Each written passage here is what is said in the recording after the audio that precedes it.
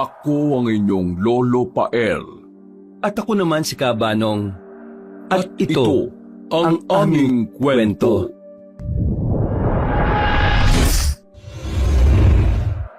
Umuulan ng malakas at makulimlim ang langit, dahilan kaya halos hindi makita ang araw sa kapal ng ulap. Sa gitna ng kabundukan ay may isang baryo sa bahagi ng Kabisayaan na tila hindi nararating ng makabagong teknolohiya.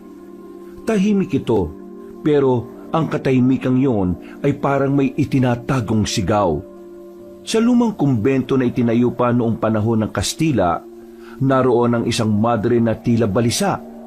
Siya si Sister Mariel, 21 taong gulang at bagong dating mula sa Maynila. Nagdesisyon si Mariel na magmadre hindi lang dahil sa hirap ng kanilang buhay. Inaalipusta din kasi siya ng anak ng kanyang amain at bukod doon ay ilang beses na rin siyang napagsasamantalahan. Lumaya siya at tinanggap ng kumbento at para hindi masundan pa ay nagpasya na talaga siyang magpakalayo-layo. Habang nililinis niya ang altar ay may narinig siyang tunog. Hindi niya maintindihan kung kaluskos ba ito ng hayop o tao dahil sa mabilis. Luminga-linga siya sa madilim na paligid at doon din ay sinindihan na niya ang kandila sa altar para magkaroon kahit papaano ng liwanag sa silid. Nagpatuloy siya sa paglilinis hanggang sa muli niyang marinig ang kaluskos. Sa pagkakataong ito ay tumigil na siya sa ginagawa at sumentro sa pinanggagalingan ng ingay. May tao ba dyan? Walang sumagot sa kanyang panawagan, pero napansin niyang nakabukas ng kaunti ang pinto ng lumang silid na ipinagbawal sa kanilang pasukin.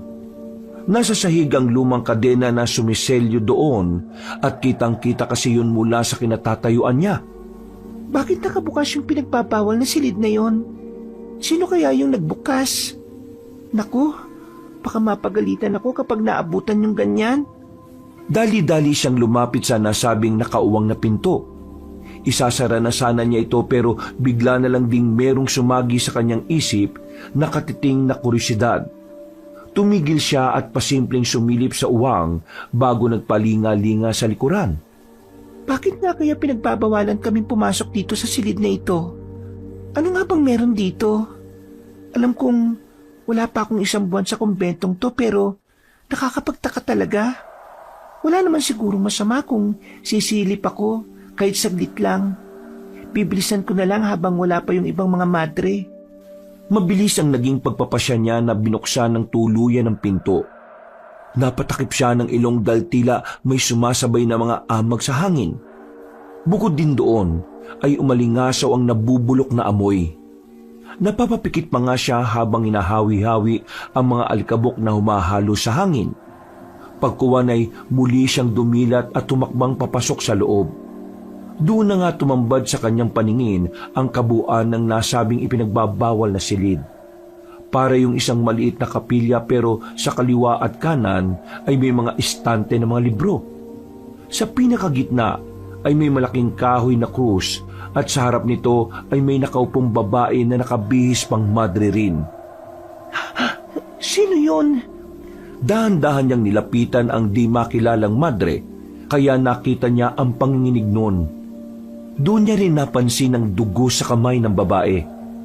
Natatakot man, ay nilakasan niya pa rin ang loob upang makilala ang madring tila takot na takot. At ganoon na lang ang gulat niya nang makilala ngayon. Sister Lucia, ikaw nga. Magmula kasi nang mapadpad siya sa kumbentong yon, ay usap-usapan na nga si Sister Lucia. Matagal na raw kasing nawawala ang nasabing madre. Nakilala lang yon ni Sister Mariel dahil sa lumang larawan na naiwan sa silid nito kung saan din siya natutulog ngayon. Hindi ba't ikaw si Sister Lucia? Matagal ka na raw nawawala at pinaghahanap. Saan ka ba nagsusuot? Teka, ano yung dugo sa kamay mo? Hindi ako nagkasala. Sila ang nagsimula. Ano pong ibig niyong sabihin, Sister Lucia? Halina na po kayo at sasamahan ko kayo para malaman ng lahat na nakabalik na kayo. Huwag kang lalapit sa akin. Hindi mo ba naririnig ang boses ko? At hindi ka ba nagtataka? Ha? Oo nga no. Anong nangyari sa boses nyo? Bakit parang boses de... Baguhan ka lang dito sa kumbento, ano? Ngayon lang kita nakita. Ha? Marami ka pang malalamang lihim, baguhang madre. Ano pong ibig niyo sabihin? Umalis ka na, baguhang madre. Bago ko pa hindi mapigil ang sarili ko. Hindi ako nagkasala. Sila ang nagsimula. Sila ang gumawa nito sa akin. Dahil doon, ay dahan-dahang napatras si Sister Mariel habang nakatingin sa duguang madre na tila nawawala sa sarili. Nang nasa pintuan na siya, ay biglang tumigil sa pagsasalita si Sister Lucia. Tumingin yon sa kanya kaya kitang-kita niya ang namumulang mga mata nito. Nakakatakot yon na parang anumang oras ay handa siyang gawa ng masama. Alis na! Alis na! Wala nang inaksayang oras si Sister Mariel. Dali-dali siyang tumakbo pali sa lugar na yon at dahil doon, nakalimutan na rin niyang isara ang pinto ng nasabing ipinagbabawal na silid. Pagdating sa kanyang silid, ay kabado siyang napaupo sa kama habang nakatingin sa lumang larawan ni Sister Lucia. Hindi pa rin siya makapaniwala sa nakita kaya bigla siyang lumuhod at nagdasal ng marubdob. Panginoong Jesucristo, gabayan niyo po ako. Santa Maria, Ina ng Diyos, alisin niyo po ang takot sa puso ko. Kung ano man ang nakita ko, tulungan niyo akong gawin ng kung ano man ang tama. Matapos ang marubdob niyang panalangin ay nag-sign of the cross na siya at muling humarap sa lumang larawan ng madreng nawawala. Doon ay nakaisip na siya ng paraan para matuldukan na rin ang agam-agam niya sa dibdib. Eksaktong pagkagat ng dilim, bago ang kanilang hapunan ay nagtungo kagad siya sa opisina ng Mother Superior na si Agnes. Ang nasabing matandang madre ay ang istriktong namumuno sa kanila sa kumbento. Pagbukas niya ng pinto, ay naabutan niyang kausap ng Mother Superior si Sister Delilah. Tumigil ang mga yon sa pag-uusap matapos din siyang makita. Pagkalaon ay yumukod na nga si Sister Delilah bago magpaalam. Pinagmasdan pa siya niyon nang makahulugan na pasimple niya ring inismiran. Hindi niya rin masyadong pinahalata ang takot na nararamdaman matapos kang makita si Sister Lucia sa pinagbabawal na silid ng kumbento. Humustura siya ng maayos at marahang isinara ang pinto bago lumapit sa desk ng Mother Superior. Magandang gabi po, Mother Superior. Mabutit na parito ka na, Sister Mariel. Hindi na kita ipapatawag pa sa mga madre. Po, bakit niyo po ako'y pinapatawag, Mother Agnes? Bakit ako ang tinatanong mo? Ibig sabihin nun, meron ka rin pakay. May dapat ka bang sabihin sa akin? Oo nga po pala, Mother Agnes. May kailangan po kayo malaman. Ano yon? Mother Agnes, may nakita po ako. Si Sister Lucia. Buhay siya. Anong sinabi mo? Si Sister Lucia po, yung matagal nang nawawalang madre rito sa kumbento. Nakita ko po talaga siya. May dugo mga kamay niya at para siyang sinasapian. Saan mo naman siya nakita? Totoo ba yung sinasabi mo? Sa lumang silid po. Anong ginagawa mo sa lumang silid? Hindi ba't alam mo naman ay pinagbabawal ang pagpasok o ang paglapit sa silid na yon? Nakita ko pong nakauwang ang pinto noon kaya sumilip ako. At yun na nga po, nakita ko si Sister Lucia. Sigurado po kung siya yon dahil nandun pa rin yung luma niyang larawan sa silid na tinutulugan ko. Nakauwang ang pinto? Paanong nabuksan ang lumang silid na yon? Alam mo bang matagal nang hinulog sa balon ng kumbento ang susi ng kadenang ginamit doon? Para wala nang makapagbukas noon? Pero nagsasabi po ako ng totoo. Kung gusto niyo po ay puntahan natin ang lumang silid. Napabuntong hininga na lang ang Mother Superior pero sa huli ay pinagbigyan niya na rin ang nais ng madre. Pinuntahan nga nila ang lumang silid at ganoon na lang ang gulat ni Sister Mariel dahil katulad ng sinabi sa kanya, nakakandado nga ulit ng kadena ang nasabing kwarto. Paano nangyari to? Nakita ko po talaga na bukas to kanina, Mother Agnes. Nakita ko po sa loob si Sister Lucia at nakausap ko pa siya. Nandun po siya mismo. Tumigil ka na, Sister Mariel. Alam mo bang dahil sa mga sinabi mo ay hindi mo nirerespeto ang pagkawala ni Sister Lucia? Binibigyan mo rin ng pag-aalala ang puso namin dahil sa mga sinasabi mo. Mabuti na lang at tayo pa lang nila Sister Delilah ang nakakaalam ng patungkol dito. Pero nagsasabi po ako ng totoo. Sigurado ka ba dyan? Bakit hindi mo sabihin sa akin ngayon kung paano ka humikit ng marijuana na pinabili mo pa kay Robin? Huwag ka nang tumanggi dahil nahuli siya ni Father Gestani. Inamin niya ang lahat-lahat at sinabi sa akin ang tungkol doon. Po? Nagulat ka, no? Marahil ay epekto yan ng paghitit mo ng marijuana.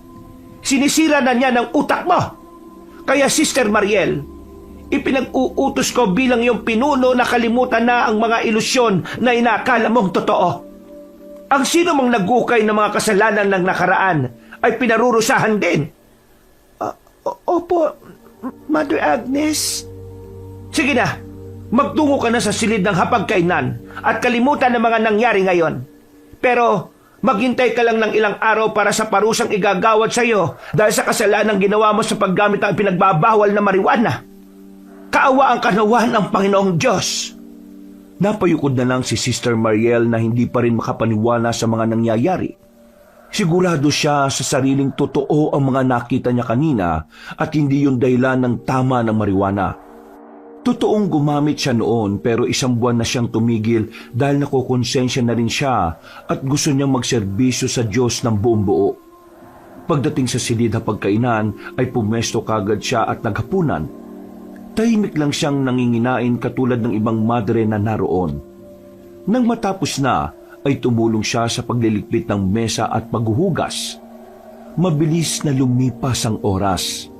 Pagkatapos ng kanilang pangkalahatang pagdarasal, ay dali-dali siyang nagtungo sa silid at nagtanggal ng mga suot pang madre.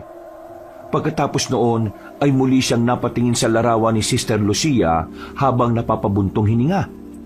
Ikaw naman talaga yung nakita ko, di ba, Sister Lucia? Diyos ko po, sana ay mali ang naisip ko. Patawarin niyo nawa ako, Panginoon ko. Naniklood siyang muli at tumingin ng tawad at pagkatapos ay natulog na siya ng matiwasay. Pero ang akala niyang mahimbing natulog ay biglang nabulabog ng isang panaginip. At hindi lang to ordinaryong panaginip, kundi isang masamang panaginip. Ito ang unang pagkakataon ni Sister Mariel sa kumbento na managinip ng ganon kasama at nakakatakot. Nakakita siya ng isang batang lalaki na may sunog sa katawan. Umiiyak yon habang nakatayo sa tapat ng krusipihong nasa likuran nito. Napansin ng madre na ang silid na kinaroroonan nila ng nasabing bata ay ang loob ng lumang silid na napasok niya nito. Tumatangis ang kaawa-awang bata na hindi makilala at halatang-halata ang sakit na nararamdaman noon sa tindi ng pagkasunog ng katawan. Anong ginagawa ko rito? Bakit merong bata? Ali, tulungan mo ko. Ako po si Ruben. Pakiusap, tulungan mo ko. Ruben? Pakiusap po. Nakikiusap ako. Huwag mo kong iiwan. Sila po ang nagkasala. Wala po kong kasalanan. Hindi ako nagkasala, kundi sila po. Anong ibig mo sabihin, Ruben? Sinong sila ang totoong nagkasala? Anong ginawa nila sa'yo? Bakit ka may sunog sa katawan? Anong nangyari? Huwag mo po akong iiwan dito, Ali. Mamamatay ako. Parang awa mo na po. Gusto ko na pong umuwi. Palapit na si Sister Mariel sa kaawa-awang paslit nang bigla siyang nakarinig ng nakakakilabot na ugong. Sabay silang tumigil sa pagsasalita ni Ruben at nagmasid-masid sa paligid. Kitang-kita ng madre ang matinding takot sa mukha ng batang lalaki kaya natakot na rin siya. Ilang saglit pa nga ay nakarinig naman sila ng langit-ngit mula sa likod ni Ruben. Hanggang sa sabay na silang napalingon doon. Nakita nila ang unti-unting pagbaliktad ng krusipihong nandun kaya lalo silang nagimbal. Nandiyan na yung kampo ng kadiliman. Huwag mo akong iiwan, Ali. Mamamatay ako. Bago pa matapos ng batang lalaki ang sinasabi, ay may kung anong kadiliman na parang usok ang lumukob sa kanya, at pagkatapos noon ay isang nakabibinging ugong ang umalingaw-ngaw sa buong silid. Sinundan niyo ng malakas na halakak ng tila isang demonyo, kaya natakot ng husto si Sister Mariel. Hindi na niya rin nagawang mailigtas si Ruben dahil napangunahan na siya ng matinding takot ng kalooban. Tumakbo siya papunta sa likuran para makalabas sa nasabing silid. Subalit nang itulak niya ang pinto, ay nakita niyang nakakandado ito ng kadena mula sa labas. Kinalbog niya yon ng maraming ulit habang sumisigaw ng tulong hanggang sa makakita siya ng mga madre na sumisilip sa kaunting uwang. Parang awa niyo na. Tulungan niyo ako makalabas dito. May patang tilukuban ng itim na kung anong gawa ng kadiliman. Tulungan niyo kami. Pakiusap. Subalit sa halip na mag-atubiling tulungan siya, ay tumayo lang ang mga madre na pagkalaon ay tinawanan siya na parang nililibak. Hanggang sa maramdaman ni Sister Mariel ang presensya ng kadiliman sa kanyang likuran. Hinawakan siya nito sa balikat at tinatak ng mabilisan, dahilan para mapasigaw siya sa sobrang pagkagimbal. Napabalikwas ng bangon si Sister Mariel. Nagising siyang pawisan dahil sa masamang panaginip na yon. Habang napapahawak sa dibdib na dinig pa rin niya ang mabilis na tibok ng kanyang puso. Panginoon, bakit po ko dinadalo na masama ng panaginip? Patawad po kung ako man ay nagkasala. Huwag na po sanang maulit ito. Parang awa niyo na po.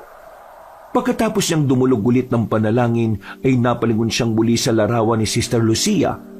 Hanggang siya ay mapalingon na sa bintana kung saan ay napansin niyang tila may mga marka ng daliri doon.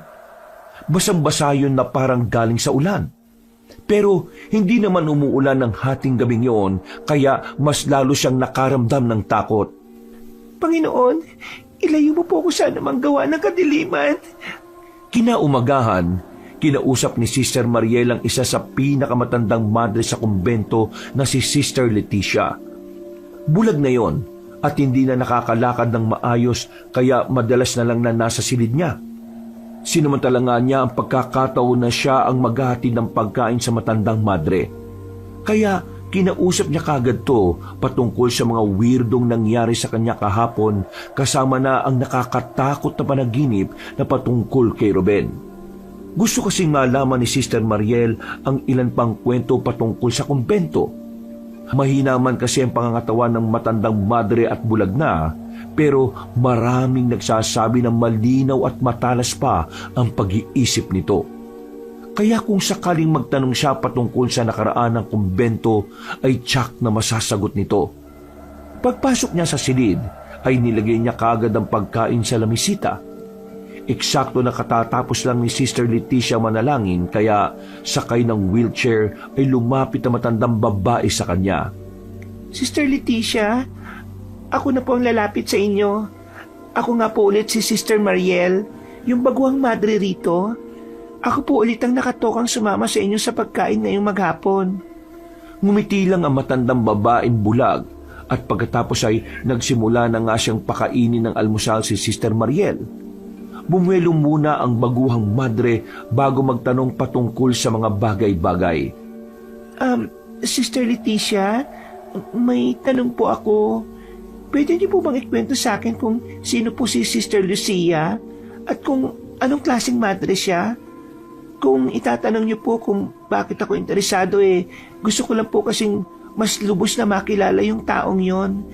Doon po kasi ako ngayon sa silid niya natutulog Napaismid na matandang bulag sa madre, kaya napahinto sa pagsasalita si Sister Mariel. Pagkalaon ay pinainom niya kaagad yun ng tubig at saka nag-antabay. Tahimik ang matanda sa loob ng ilang minuto, pero matapos niyang subuan ng 3 beses ay bigla na lang yung nagsalita. Doon nga ay nalaman ni Sister Mariel ang totoong kwento sa likod ng kababalaghan patungkol kay Sister Lucia. Ang nasabing madre ay itinuring na makasalanan at martir. Siya ang unang madre sa simbahan na yon na tinanggihan. Pinaniniwalaan kasi si Sister Lucia na kaya niyang palayasin ang demonyo sa katawan ng isang batang lalaking inampo noon ng kumbento. Ngunit hindi siya pinakinggan ng simbahan. Sinabi ng mga pari noon, kabilang na si Father Gistoni, na hindi raw totoo ang kasamaang bumabalot sa batang lalaki. Ngunit ilang araw matapos ang pahayag na iyon ng madre, ay isa-isa na ngang nangamatay ang mga madre at si Sister Lucia ang sinisisi ng kumbento. Ito ang dahilan kaya rin pala nawala ang nasabing madre. Gulat na gulat si Sister Mariel sa kanyang nalaman kaya naisip niya ang nakita kahapon at napanaginipan. Pareho kasi ang sinasabi ni Sister Lucia at Ruben na wala silang mga kasalanan. Matanong ko lang po, ano pong pangalan ng bata? At nasa na po ba talaga si Sister Lucia? Pati po yung sinasabi niyong bata. Nagulat siya sa naging reaksyon ni Sister Leticia, pero mas nagulat siya nang sabihin nun na hindi nga tinuturing na bata si Ruben, kundi isang demonyong kampo ng kadiliman na nag-anyo bilang isang bata. At sa huli ay nangilabot ng gusto si Sister Mariel dahil sa sinabi ng madreng bulag. Napalunok siya at napapunas ng pawis sa noo dahil ramdam niyang tila sinsero ang matandang babae na parabang nakikita ang hinaharap. Ano pong ibig niyong sabihin, Sister Leticia? Narito na ulit siya? Si Ruben po ba? Yung tinutukoy niyong demonyong kampo ng kadiliman? Ano pong ibig sabihin yung bumalik siya para tapusin ang sinimulan niya? Naantala na si Sister Mariel dahil biglang may kumatok na sinundan din kagad ng pagpasok ni Madre Delilah. Nagtaka pa nga siya dahil alam niyang siya ang nakatoka sa matandang madre ngayong maghapon. Pero ayon nga kay Sister Delilah, ang mismong Mother Superior ang nag-utos na magpalit sila ng pwesto. Malalagay siya ngayon sa paglilinis ng mga banyo at hindi lang isang araw kundi buong isang linggo. Umalma pa siya pero sinabi nga ng sipsip ng madre na kung meron siyang reklamo ay kay Mother Agnes siya magreklamo. Dahil doon ay wala nang nagawa si Sister Mariel kundi ang makipagtulungan na lang. Pero meron na siyang napapansin sa mga ikinikilos ng Mother Agnes at Sister Delilah. Pakiramdam niya ay merong iniiwas sa kanya ang mga yon. Kaya siya nilipat ng gagawin para malayo sa ibang madre. Ang paglilinis kasi ng banyo sa kumbento ay isa sa pinakahiwalay na gawain ng mga madre. Bihira kang makikipag-usap dahil sa sobrang pagkaabala. Napapansin kong parang meron talaga silang tinatago ngayon sa akin. Magmula yung sinabi ko nakapasok ako sa lumang silid. Kung ano man ang sikretong yon, kailangan ko yung alamin. Lalo na ngayong may ideya na ako patungkol kay Sister Lucia at sa batang si Ruben na sinasabi nilang demonyong alagad ng kadiliman. Mabilis na lumipas ang oras, araw at linggo. Dahil nga sa pangyayaring yon, ay tila madalas nang napapanaginipan ni Sister Mariel ng salitan sina Sister Lucia at ang batang si Ruben. Halos pare-parehong senaryo lang ang nangyayari kaya medyo nabahala na rin siya. Hindi niya man lang mailapit kay Mother Agnes ang patungkol dito dahil alam niyang susoplahin na naman siya. Hindi niya rin maikwento sa ibang madre dahil alam niyang makakarating lang to sa Mother Superior at maari na namang madagdagan ng parusa niya. Hindi pa nga niya natatanggap ang parusa patungkol sa paggamit niya ng marijuana kaya hanggang ngayon din ay naghihintay siya sa ipapataw sa kanya. At dumating na nga ang araw na yon. Ipinatawag siya ni Mother Agnes at pagdating sa opisina nito ay nandoon nga ang tila kanang kami nitong si Sister Delilah. Masama at tila nandilibak na naman ang tingin sa kanya ng dalawa. Magandang araw po, Mother Agnes, Sister Delilah. Magandang araw din. Alam mo naman siguro kung bakit kita ipinatawag dito, hindi ba? Opo. Tatanggapin ko po yung kung ano mang kaparusang igagawad nyo. Huwag niyo lang po akong paalisin dito sa kumbento. Wala na po akong ibang matutuluyan kaya nakikiusap ko na huwag niyo pong gawin sa akin yun. At sino naman na nagsabi sa iyo na magiging parusa mo ay ang pagpapalaya sa kumbento? Wala naman pong nagsabi. Naisip ko lang po yun, Mother Agnes. Kung gagawin namin yun sa iyo, Baka lalo ka lang mapariwara at malayo sa Diyos. Makinig kang mabuti, Sister Mariel. Dito sa kumbento, tuwing ganitong buwan ay nagpapadala kami ng isang representable papuntang bayan. Ito ang ginagawa naming parusa sa mga madring katulad mo na pasaway. Hindi ka lang magpupunta sa simbahan roon para dumalo bilang representable ng ating kumbento, kundi ang lahat ng nais ipabili ng mga madre rito sa atin ay ikaw ang bibili. Pagbalik mo rito, kailangan bitbit mo ang mga iyon. Walang labis at walang kulang. Ayun lang po. Aba, at nakulangan ka pa sa parusa. Bakit? Akala mo ba lalatiguhin ka rito o paluluhurin sa asin o papasuin? Hindi porke malayo sa kabiasnan ng kumbento natin gagawin din natin ang kapamaraan ng mga ninuno natin. Isa pa, hindi naman totoo ang mga ganoong ginagawa sa kumbento. Pasensya na po. Bukas ng umaga, pupunta rito si Father Gestoni at Robin. May iwan dito si Father Gestoni kaya isasabay ka na ni Robin papuntang bayan. Po, kay Robin ako sasabay. Bakit? Parang gulat ka. Hindi ba malapit naman kayo ng taong yon?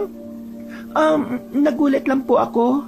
Akala ko po kasi pagbabawalan niyo na akong lumapit sa kanya. Bakit naman kita pagbabawalan? Ang taong nakagawa ng kasalanan, kapag lalo mong ginigipit ay lalo lang itong kakawala. Kaya ngayon, mas mainam na ikaw na mismo ang sumuri sa pananampalataya mo. Walang makakakita sa inyong dalawa sa bayan kaya malayang magagawa ang gusto mo. Pero alalahanin mo sanang nakikita ng Diyos ang lahat. Kung magkasala ka man ng di namin nalalaman, ay pananagutan mo na yun sa Panginoon. Naintindihan ko po. Salamat sa paalala, Mother Agnes. O sige na, makakaalis ka na. Paglabas ng opisina ay hindi na tuloy mawaglit sa isip ni Sister Mariel ang mga sinabi sa kanya ni Mother Superior. Pakiwari niya tuloy ay sinusubok ang kanyang pananampalataya kaya hindi siya masyadong nakatulog na maayos. Pasado 3:00 sa madaling araw, lumabas siya ng silid para magtungo sa banyo. Nang malapit na siya sa silid ng hapagkainan, ay meron siyang napansin na tao sa pinakadulo ng pasilyo. Wala sa sariling sinundan niya yon, dala na rin ng kuryosidad. Nang matamaan yun ng liwanag, ay nakumpirma nga niyang si Sister Delilah ang nakita niya. May hawak yon ng isang botelya na kung anuman ang laman, kaya napakunot siya ng noo. Bote ba ng langis yung hawak niya o holy water? Nang mawala na sa paningin niya ang nasabing madre, ay nagtuloy-tuloy na siya sa banyo dahil tila puputok na ang kanyang pantog. Ilang saglit pa nang matapos na siya sa pag-ihi, paglabas ng banyo ay nakarinig siya ng tila nakakatakot na ungol ng kung anong hayop. Umalingaw-ngaw yon sa buong paligid pero parang siya lang ang nakakarinig. Sinundan niyo ng isa pa at ng isa pa. Hanggang sa may marinig na siyang ungol at pagaspas ng kung anong malaking ibon mula sa kung saan. Sumilip siya sa malaking bintana na katapat niya lang kaya nakita niya ang bilog na buwan. Doon din ay may nakita siyang dumaan na ibon na animoy kasing laki ng tao. Sa takot ay napa-sign of the cross siya at patakbong bumalik sa kanyang silid. Ikinandado niya kaagad ang pinto at pagkatapos ay muling sumilip sa bintana pero wala na ang malaking ibon na inakala niya. Kailan ko nakakita ng ganun kalaking ibon? Parang kasing laki ng tao. Ibon nga ba talaga yun? Napa-sign of the cross na naman siya at muling dumulog ng panalangin. Pagkatapos noon ay nahiga na siya at pinilit ang sarili na makatulog hanggang sa magawa nga niya. Pasado 7:00 ng umaga. Pagkagising ay nagulat siya dahil nasa harap na niya si Sister Delilah at katulad ng dati ay nakasimangot lang yon sa kanya. Nung bagong salta pa lang talaga siya ay ramdam na niya ang malamig na pakikitungo ng nasabing madre. Sinabi nga nun sa kanya na maganda na dahil nasa kumbento na si Father Gestoni at Robin. Hinihintay na lang siya ng binata para makabalik na sa bayan. Nag-asikaso na nga kagad si Sister Mariel. Dali-dali niyang kinolekta ang mga nais ipabili ng mga madre at nang matapos na ay nagtungo na siya sa pinagpaparkingan ng sasakyan. nandun na si Robin na kanina pa naghihintay. Tinulungan siya ng gwapong binata sa paglalagay ng mga damit niya sa compartment ng sasakyan habang si Mother Agnes, Sister Delilah at Father Gistoni ay nakatingin lang sa bintana ng silid na kinaroroonan nila. Paglabas nila ng kumbento ay napabuntong hininga na lang si Sister Mariel dahil ang totoo ay naiinis at masama ang loob niya sa binata. Kumusta ka na, Sister Mariel? Huwag mo ako makumusta, Robin, ah. Ikaw ang dahilan kung bakit ipapadala ko ngayon sa bayan para dumalo sa gawain doon at para maging alipin ng mga madre. Bakit mo ko sinumbong kay Mother Agnes?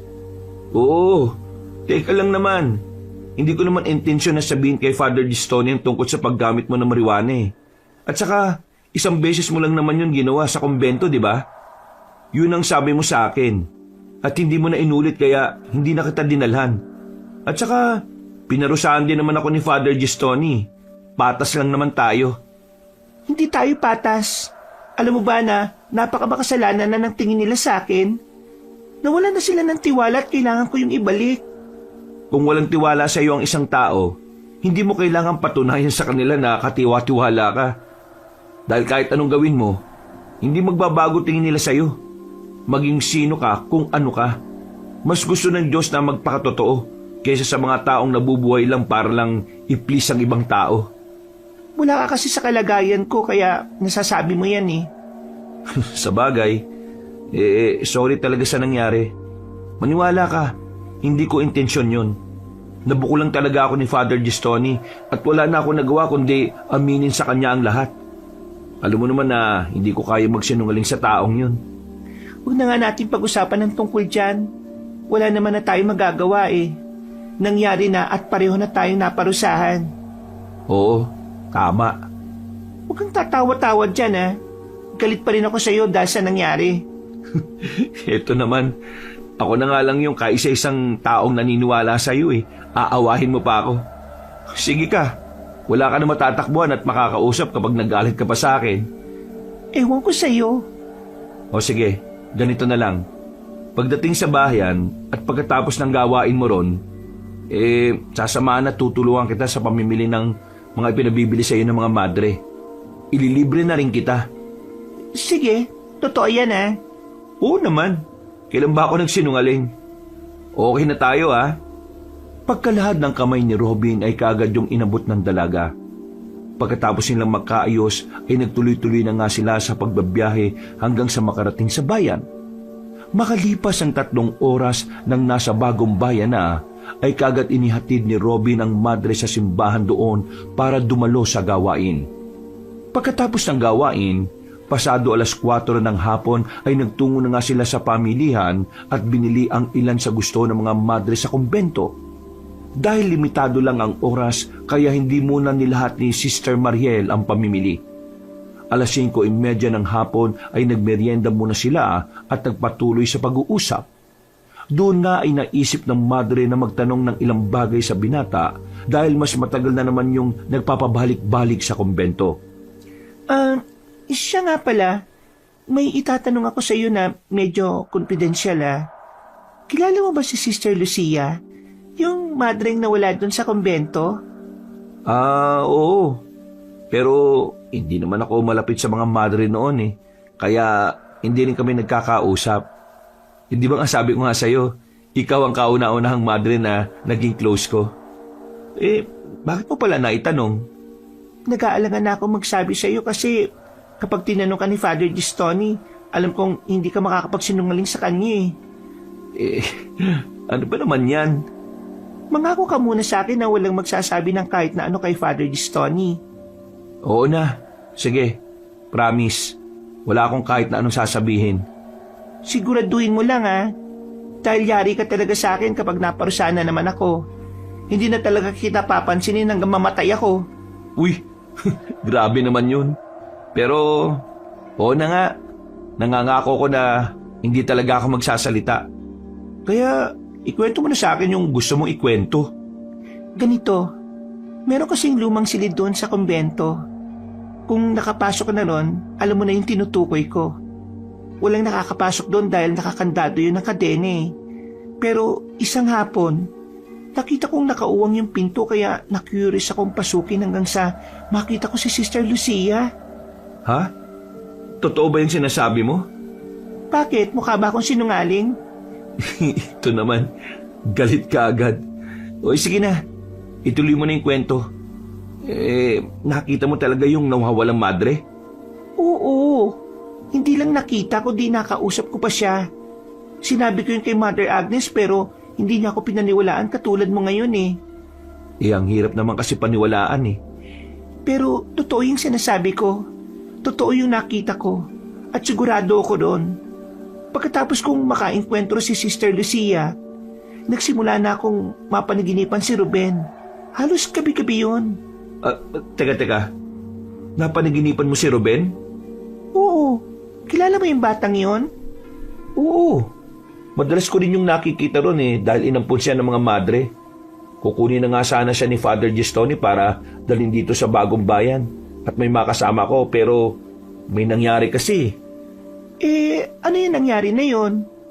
Hindi ko alam ang eksaktong nangyari pero bago rin mawala si Sister Lucia, may mga namatay pa rin sa kumbento. At ang pagkakaalam ko, kasama sa mga namatay si Ruben. Hindi ko na nagawang makapagtanong kay Father Gistoni dahil ang sabi niya, wag na raw uungkatin yung tungkol doon. Mas lalo tuloy akong napursiging malaman ang nangyari sa kumbento bago ako dumating Sister Mariel, payong kaibigan lang mas mainam kung wag mo nang pag-aksaya ng tungkol sa bagay na yan. Baka lalo mo lang ikapahamak yan Di ba't nasabi mo na noong nakaraan sa akin na pakiramdam mo parang malamig ang pakikitungo sa iyo ni Mother Agnes at nung kanang kamay niyang si Sister Delilah? Kaya tigilan mo na kung ano man yung iniisip mo. Alam ko naman yun, Robin Pero parang mas hindi ako matatahimik lalo na ngayong meron akong nalaman. Ano yun? May sinabi sa akin si Sister Leticia tungkol sa nangyari. Ang sabi niya, yung pagkawala ng mga madre noong panahon na yon na sinisisi kay Sister Lucia ay kagagawan daw ni Ruben. Tinawag niya ngang kampo na kadiliman yung bata At sinabi pa niyang nagbalik na raw yun ngayon para ituloy yung dapat ituloy. Nako, parang nakakatakot naman yan. Nakakatakot talaga. Alam mo ba na ngayon, parang may kakaibang bigat akong nararamdaman sa kumbento. Hindi ko to pinapansin noon pero habang tumatagal ako roon mas lalong bumibigat ang pakiramdam ko. May kukwento ni sana ako sa'yo pero sana sa ating dalawa na lang muna to Patagal na rin ako may napapansin sa kumbento pero hindi lang ako nagsasalita Palagay ko, alam din to ni Father Gistoni. Kaya lang, hindi ko alam kung bakit tahimik siya pagdating sa bagay na to Naniniwala ka ba sa aswang? Ha? Aswang? Oo, naniniwala naman pero bilang alagad ng Diyos at isang madre, hindi dapat tinatangkilik ang tungkol dyan. Nung bata pa kasi ako, madalas kong marinig ang kwento na yon lalo na kapag napunta kami sa kumbento. Yung mga matatandang madre noon na mga patay na ngayon, maliban kay Sister Leticia at Mother Agnes alam din nila ang tungkol doon. Meron nga raw aswang doon sa kumbento na nagpapanggap na isang madre. Hindi ko lang alam kung nahuli o napatay na yon. Pero siguro may kinalaman yan kay Sister Lucia at kay Ruben. Diyos ko po, naalala ko tuloy bigla nung madaling araw na may nakita ko malaking ibon na nagpapalipad-lipad sa ibabaw ng kumbento. Natigilan na sila sa pag-uusap dahil tumunog na ang lumang cellphone ni Robin. Sinyalis kasi yun na 5 minuto na lang ay mag-aalas 6 na ng gabi. Nawala na rin tuloy sila sa pag-uusap at dali-dali nang hinatid ng binata ang madre sa simbahan kung saan to ngayon tutuloy. Pagkatapos noon ay umalis na rin kagad siya. Si Sister Mariel naman ay gumawa na lang ng dapat gawin. Kinabukasan, nagpatuloy ulit ang ikalawang gawain. Maghapon yun kaya hindi nakalabas ng simbahan si Sister Mariel. At habang gumagampan ng tungkulin ay hindi naman siya masyadong nakapag-concentrate dahil nga naiisip niya ang mga pinag-usapan nila kahapon ni Robin. Mabilis na lumipas ang oras. Pagkatapos mag-ayos sa sarili at magdasal, nang patulog na ang dalagang madre ay naalala na naman niya ang sinabi ni Robin patungkol sa paniniwalang aswang sa kumbento. Meron nga daw aswang doon sa kumbento na nagpapanggap na isang madre. Hindi ko alam kung nahuli o napatay na yun. Pero siguro may kinalaman yun kay Sister Lucia at kay Ruben. Sana naman, hindi tungkol sa aswang yon. Panginoon, tulungan niyo po ako makatulog ng maayos ngayong gabi. Pagpikit ay nakatulog din siya kaagad, subalit dinalo na naman siya ng isang masamang panaginip. May narinig siyang kalabog sa bintana ng silid na kanyang tinutulugan. Pagtingin niya roon, ay nakita nga niya ang bakas ng dugo ang kamay. Napabangon kaagad siya sa kama at dali-daling umatras pero nanatiling nakatingin sa bintana. Pagkatapos noon, ay nakarinig siya ng nakakakilabot na huni ng kung anong hayop sa labas. Kapareho lang to nung narinig niya doon sa kumbento. Dahil doon, ay lumabas siya sa silid at takot na nagpunta sa kung saan hanggang sa makarating siya sa altar. Napahinto siya at napatingin sa tapat ng malaking krus dahil may nakita siyang nakatayo roon. Pagtingin niya ay ganoon na lang ang gulat niya nang makita si Ruben. Katulad ng dati ay sunog pa rin ang bahagi ng katawan noon. Ruben, wala akong kasalanan. Sila ang may kasalanan nito. Ano bang sinasabi mo, Ruben? Nandiyan na siya! Magtago ka na! Natigilan na ang dalagang madre dahil isang nakakakilabot na huni na naman ang kanyang narinig. Kasabay noon ay bigla siyang napabalikwas ng bangon dahil sa narinig niyang ingay sa labas ng kwarto. Doon niya rin naintindihan na panaginip lang ang nangyari kanina. Pero hindi na niya inalala pa yon. Lumabas na siya ng silid. Pagdating sa pinakadulo ng pasilyo ay nakita niya ang ilang manggagawa ng simbahan. May isang babae na nakahandusay sa sahig at nangingisay. Bumubula ang bibig noon habang ang mga mata ay tumitirik. Pero hindi yun ang mas umago ng pansin niya, kundi ang dugo sa maselang parte ng katawan noon. Ano nangyari kay Aling Gina? Bakit siya nangingisay at dinudugo? Dali niyo na kagad siya sa ospital, madali kayo! Wala nang inaksayang oras ang lahat. Mabuti na lang ay malapit lang doon ang ospital ng Bagong Bayan, kaya nakatawag kagad sila ng ambulansya. Nang isasakay na si Aling Gina, ay napalingon sa kung saan si Sister Mariel. Mula sa pinakatuktok ng simbahan ay may napansin siyang kung ano na nagtatago sa malaking krus na nasa itaas. Nawala rin kagad yun kaya hindi na niya napagtuunan ng pansin. Umalis na rin kasi ang ambulansya kaya doon na natuon ang atensyon nilang lahat. Kinabukasan, maagang natapos ang kanilang huling gawain. Pagkatapos mananghalian ay sinundo na kagad niya si Robin. Nagtungo nga sila sa pamilihan ng Bagong Bayan para ituloy ang pamimili ng mga pangangailangan ng mga madre sa kumbento. Habang nagbabiyahe pabalik sa kumbento, ay naikwento nga ni Sister Mariel ang tungkol sa nangyari kagabi. Ibinahagi niya rin ang napanaginipan bago yon mangyari. Wala siyang itinago kay Robin dahil alam niyang maniniwala at mapagkakatiwalaan niya ang binata patungkol dito. Palagay ko, Sister Mariel, kailangan mo na ulit ng deliberasyon. Hindi na maganda mga napapanaginipan mo eh. Posibleng sanhiya ng kakaisip mo patungkol sa bagay na yon. Naisip ko rin naman yan. Pero sa tingin mo, nagkataon lang ba ang nangyari kagabi? Yung panaginip ko patungkol kay Ruben at yung nakita ko sa tuktok, sa krus ng simbahan na parang aswang? Sigurado kong may pakahulugan ng mga yun eh. Dapat ko tong ipanalangin sa Diyos para maging maluwag ulit ang pananatili ko sa lugar na ito. Kung gusto mo, pwede ka ulit tumikim ng marijuana. Meron akong dala dito. He, masaway ka talaga no? Inuudyukan mo pa talaga ako, makasala na naman. Tapos, sasabihin mo na naman kay Father Gistoni. Kahit kailan? Ay nako, hindi na ako titikim niyan. Binibiro lang kita, no? Wala naman akong dala eh. Tsaka, tinigilan ko na rin ang paggamit nun. Pinapagaan ko lang ang alalahanin mo. Hindi magandang biro at hindi nakakagaan ang alalahanin ko. Ay nako, ikaw talaga. Natawa na lang si Robin habang nagpapatuloy sa pagmamaneho. At dahil din doon ay iniba na nga ng binata ang usapan para naman hindi nalang puro sa hindi pangkaraniwan ang pinag-uusapan nila. At mabilis na namang lumipas ang oras. Mga bandang 5:30 na ng hapon sila nakabalik sa kumbento. Nagtagal din sila dahil ilang beses na nag-overheat ang sasakyan.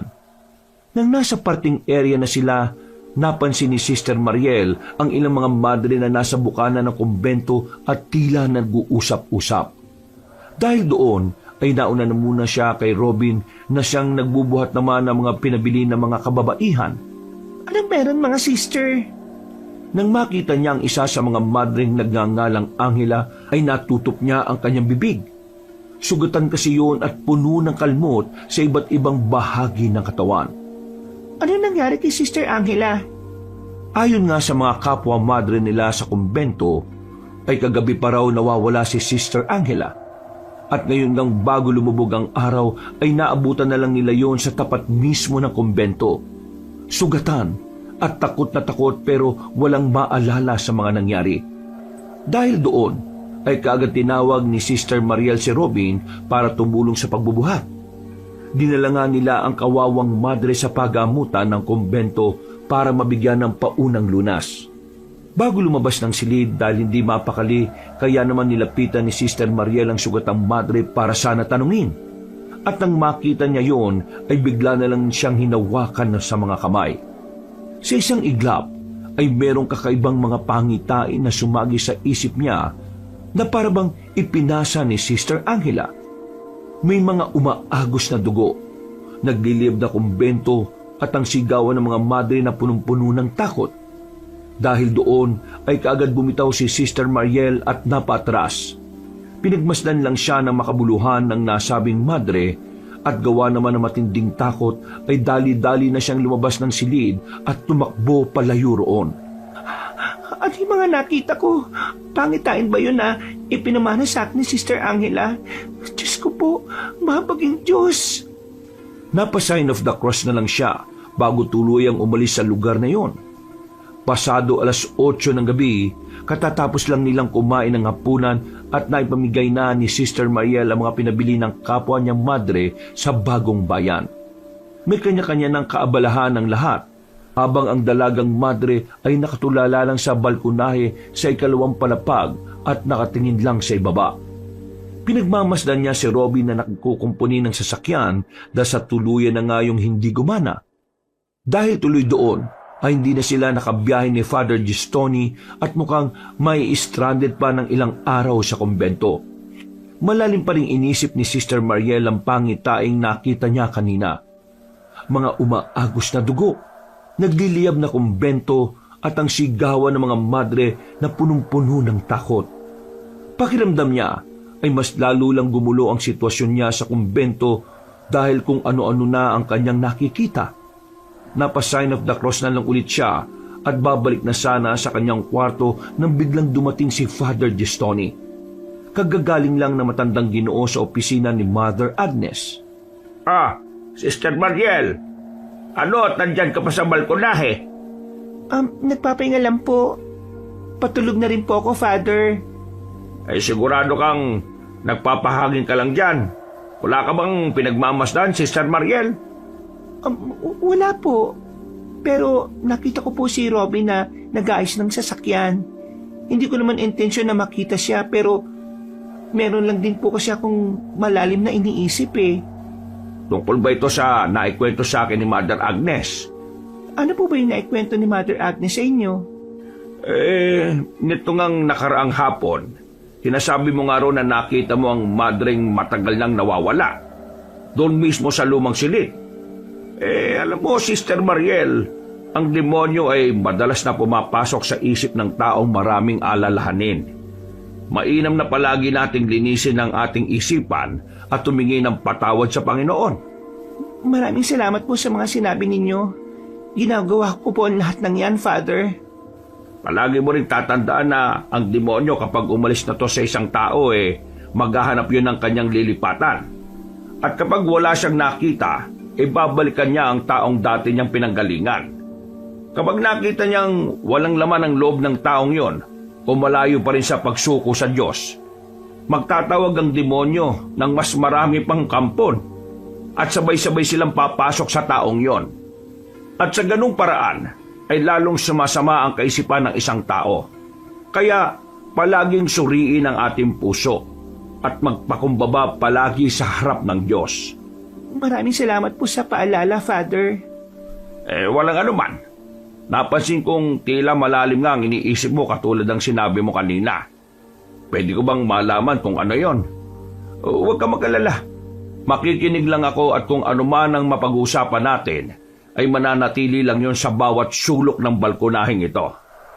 Nang sabihin nyo na matandang Ginoo, ay sinamantala na nga ni Sister Mariel ang pagkakataon kahit kinakabahan siya. Huminga muna siya ng malalim para makakuha ng lakas ng loob bago magsalita. Gusto ko pong malaman kung ano talaga yung nangyari kay Sister Lucia.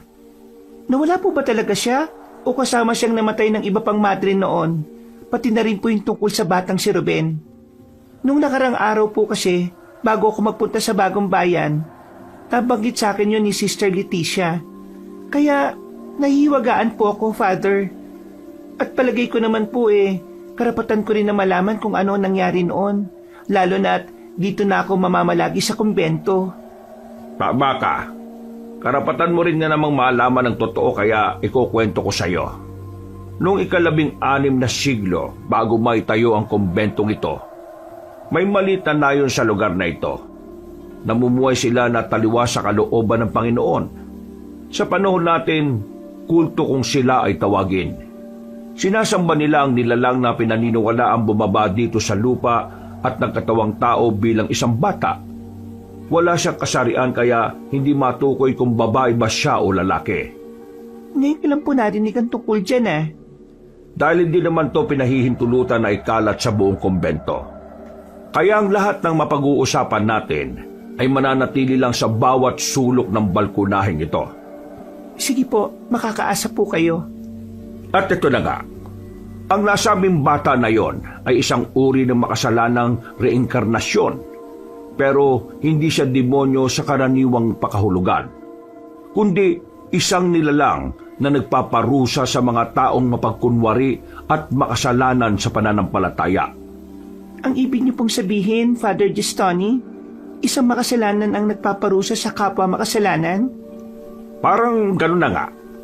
Ang turing nila hindi tunay na masama ang nilalang na yon, kundi dahil lahat ng kasalanan ay sumanib sa kanyang kaluluwa, kaya ang sumpa ay nagkakaroon ng anyo sa panahon natin ngayon na tinatawag na aswang. At sa bawat siglo, muling isinisilang. Ano pong ibig niyong sabihin na sa bawat siglo ay isinisilang ang nilalang na yon? Pinaniniwalaan ng marami na si Ruben ang nilalang na yon, at ang lahat ng nabibiktima niya ay isinusumpa na kung di mamamatay ay magiging katulad niya na nagpapanggap na tupa, pero ang totoo ay isa palang mabangis na lobo na handang manakmal na mga inosente. Kung ganon, totoo pong sinasabi noon na mayroong aswang dito sa kumbento na nagpapanggap na madre? Walang makakapagsabi dahil ang demonyo ay magaling magbalat kayo. Hindi rin sinabi na hindi sila makakapasok sa simbahan. Ang lahat ay malayang makakapasok sa templo ng Diyos. Pero ang mga di banal ay nasusunog sa impyerno. Wala po talaga akong maintindihan sa mga sinasabi ninyo. Mas mabuti pa magpahinga ka na dahil maaga pa ang gawain bukas. Huwag mo nang problemahin ang mga bagay-bagay dahil sapat na ang suliranin para sa araw na ito. At hayaan mong mamroblema ang bukas sa sarili niya. Tila mas lalo lang naguluhan ang isip ni Sister Mariel pagkatapos ng pag-uusap nilang yun ng pari. Pero ipinagpapasalamat na rin niya ito dahil kahit papaano ay nagkaroon siya ng ideya patungkol sa nakaraan ng kumbento. Nang naiwang paniniwala ng mga taga-baryong nakatira sa lugar na iyon ay nadala ng mga madre na marahil hanggang sa kasalukuyan. Mabilis na lumipas ang oras. Pasado 12:00 ng hating gabi ay mulat pa rin ang mata ni Sister Mariel. Tumatakbo pa rin kasi sa isip niya ang mga kwento ni Father Gestoni, pati ng iba pang kababalaghan na naranasan niya sa lugar na iyon. Maya-maya pa ay naisip niyang lumabas sa silid at magtungo sa kusina para kumuha ng may inom. Naubos na pala kasi ang inimbak niya sa kwarto kaya kailangan na niya itong lamanan ulit. Nang pabalik na, ay napatingin siya sa silid pagamutan kaya nakita niyang lumabas doon ng sugatan si Sister Angela. Kitang-kita ang takot sa mukha ng babae na parabang nababalisa hanggang sa tumakbo na yon. Hinabol niya ang kapwa madre, subalit pagdating sa isang silid ay bigla na lang yung nawala. Doon na lang din napagtanto ni Sister Mariel na nasa harapan na siya ng ipinagbabawal na silid. Bigla niya tuloy naalala ang huling nakita roon at takot siyang umatras at pabalik na sana sa kanyang kwarto nang tapikin siya ni Robin. Muntik pa siyang sumigaw at muntik pang mahulog ang hawak niyang pitsyel.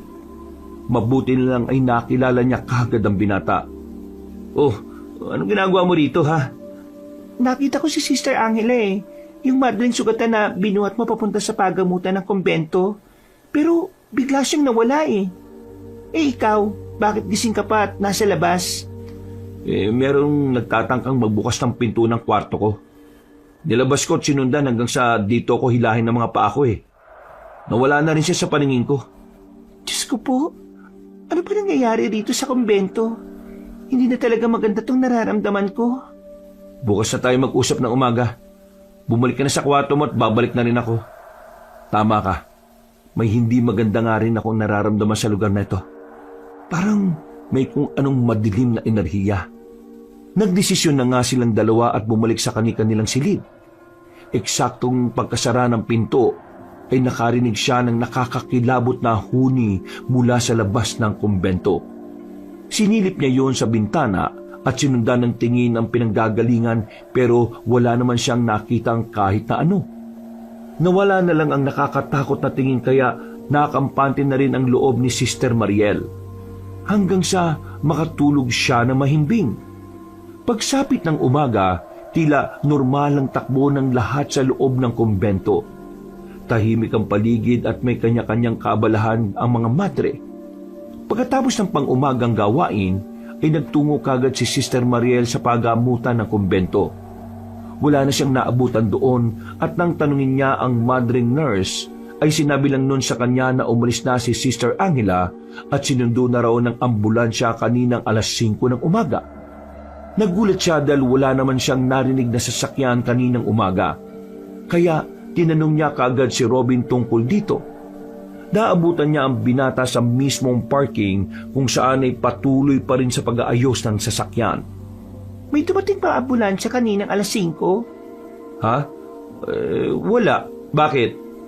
Ang sabi sa akin ni Sister Nurse Joy, meron daw dumating at sinundo si Sister Angela para dalhin sa loob ng bagong bayan. Ngek, gising na ako ng alas 5 at nagdarasal ako pero wala naman ako narinig Kung meron mang dumating na sasakyan, sasabay ako para makahingi ng tulong sa talyer doon sa bagong bayan. Wala talaga Ibig sabihin nagsinungaling si Sister Nurse Joy? Hindi ko alam. O baka hindi ko lang napansin. Natigil na sila sa pag-uusap matapos makarinig ng nakabibinging sigaw mula sa loob ng kumbento. Dahil doon ay tumigil sa ginagawa si Robin at sabay silang tumakbo papasok sa loob. Tinungo nila ang opisina at silid ni Mother Agnes dahil doon nang galing ang malakas na boses. Naabutan nilang marami ng tao roon. Kabilang na si Sister Delilah at Father Gestoni na hindi maipinta ang muka. Gulat na gulat ang lahat matapos matagpuan si Mother Agnes na patay mismo sa mismong desk niya. Ang mga mata ay tila hinigit palabas. Nakapako ang dila at ang mga kamay sa lamesa. At puno ng kalmot sa iba't ibang bahagi ng katawan. Tila nanlamig ang buong katawan ni Sister Mariel matapos makita ang kalunos-lunos na sinapit ng kanilang Mother Superior. At dala ng matinding takot ay hindi niya na namalayang napayakap na pala siya ng mahigpit kay Robin. Dahil sa nangyaring yon, ay gumuho ang katahimikan sa buong kumbento. Nagsimula ng maghinalaan sa isa't isa ang mga madre. Dahil doon, ay umaksyon na kaagad si Father Gestoni na pumagitna sa mga madreng nagkakagulo. Sa halip na maghinalaan kayo sa isa't isa, bakit hindi natin nirespeto ang pagkawala ni Mother Agnes? Siya ay malapit kong kaibigan at nalulungkot ako ng gusto sa kanyang pagkawala. Pero hindi itong panahon para mag-away-away at magsisihan. Ang gumawa nito sa pinakamamahal niyong Mother Superior hindi makakaligtas sa parusa ng Diyos. Kaya magpanalanginan kayo. Ipanalangin niyong masukol kagad ang gumawa nito. Huwag tayong matatakot dahil hindi natutulog ang Diyos. Hindi niya tayo pababayaan sa lahat ng pagsubok. Dahil sa sinabing yun ng pari, ay nanahimik nga sa pagtatalo-talo ang mga madre. Pero hindi pa rin nawala ang bulong-bulungan patungkol sa sumpa ng aswang sa kumbento. Hindi na rin ito napigil ng pari dahil nga sa nangyaring pagkamatay ni Mother Agnes. Naging questionable rin kay Sister Mariel ang tila ginawang pagtatakip ni Sister Nurse Joy kay Sister Angela. Kaya naginala sila ni Robin na posibleng may kagagawa ng nasabing madre sa kamatayan ng Mother Superior. At base na rin sa nakasanayan, kapag namatay ang isang Mother Superior ay merong ritual, tradisyon at paggalang na isinasagawa ng mga madre bilang bahagi ng kanilang pananampalataya, disiplina at pagsasama bilang relihiyosong komunidad. Agad na pinagsama-sama ang mga madre upang magdasal para sa kaluluwa ng yumaong superyora. Inilagak din ang labi ng yumaong madre sa chapel ng kumbento para sa burol. Isinagawa ang funeral mass bilang pasasalamat sa buhay ni Mother Superior Agnes. Nagkaroon rin ng maikling eulogy o pagbabahagi ng alaala sa kanya. Pinangunahan ni Father Gestoni na sinundan ni Sister Delilah at sinundan pa ng mga matagal na nakasama ni Superiora. Dito ay itinuring nilang espiritual na ina ang yumaong madre bilang malalim na paggalang sa kanyang pamumuno at paglilingkod. Gabi-gabi, habang nagbuburol, ay hindi talaga mapalagay si Sister Mariel sa mga pangyayari. Kaya pasimple siyang nag-iimbestiga kahit alam niyang tila delikado. Mas lalo lang din lumaki ang hinala niya kay Sister Nurse Joy at kay Sister Angela na sila ang nasa likod ng krimen na to. Sinabi kasi kalauna ng manggagamot na madre na nagpasya si Sister Angela na tumiwalag na sa kanyang sinumpaang tungkulin. Alam ni Sister Mariel na hindi basta-basta ang pagtiwalag sa sinumpaang pananampalataya dahil ito ay itinuturing na panghabang buhay na panata na kung tawagin ay solemn vow. Marami pang proseso ang dapat gawin, kabilang narito ang personal na pakikipag-usap sa Mother Superior. Ngayong wala pang bagong namumuno sa kanila, kaya hindi pa rin maaaring makapagsumite ng sulat ng dispensasyon si Sister Angela. Tila ipinalabas lang sa kanila na nasa personal na pagninilay-nilay daw ngayon ang nasabing madre, kaya hindi ito pwedeng maabala. Makalipas ang 1 linggo, ay inilibing na sa libingan ng mga madre si Mother Agnes. Ito ay nasa likod lang mismo ng kumbento. Tinipon silang lahat ni Father Gestoni para paalalahan ng muli. Namalagi pa rin doon ang pari ng ilang araw kasama si Robin dahil sa isang gawain. Pagkaraan ng pagluluksa, pinangunahan ni Sister Delilah ang pagpupulong ng mga madre upang pumili ng bagong superiora sa pamamagitan ng botohan. Alinsunod na rin sa patakaran ng kanilang religious order.